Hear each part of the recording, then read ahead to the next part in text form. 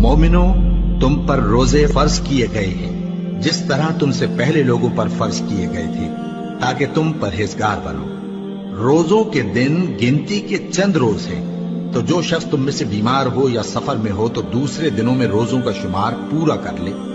और जो लोग रोजा रखने की ताकत रखें लेकिन रखें नहीं, वो रोजे के बदले मोहताज को खाना खिला दें। और जो कोई अपनी मर्जी से ज्यादा नेकी करे तो उसके हक में ज्यादा अच्छा है।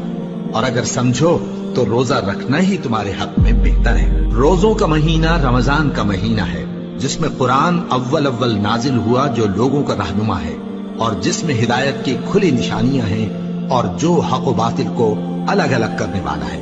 तो जो कोई तुम में से इस महीने में मौजूद हो, चाहिए कि पूरे महीने के रोजे रखे, और जो बीमार हो या सफर में हो तो दूसरे दिनों में रोजे रखकर उनका शुमार पूरा कर ले। अल्लाह तुम्हारे हक में आसानी चाहता है और सख्ती नहीं चाहता।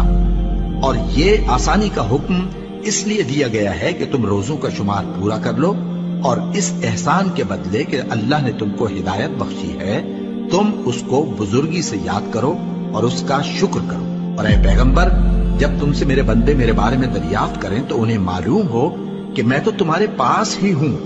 जब कोई पुकारने वाला मुझे पुकारता है तो मैं उसकी दुआ कबूल करता हूं। तो उनको चाहिए कि मेरे हुक्मों को माने और मुझ पर ईमान रखें, ताकि नेक रास्ता पाएं। रोजों की रातों में तुम्हारे लिए अपनी औरतों के पास जाना जायज कर दिया गया है।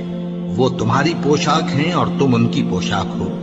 अल्लाह को मालूम है कि तुम उनके पास जाने से अपने हक में खयानत करते थे, सो उसने तुम पर मेहरबानी की और तुम्हारी हरकत से दरगुजर फरमाई। तो अब तुमको इख्तियार है कि उनसे मुबाशरत करो।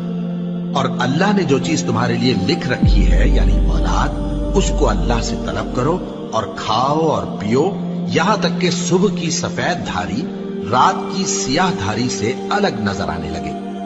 फिर रोजा रखकर रात तक पूरा करो।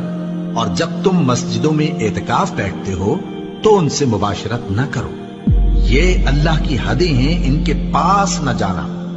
इसी तरह अल्लाह अपनी आयतें लोगों के समझाने के लिए खोल खोल कर बयान फरमाता है, ताकि वो परहेजगार बने।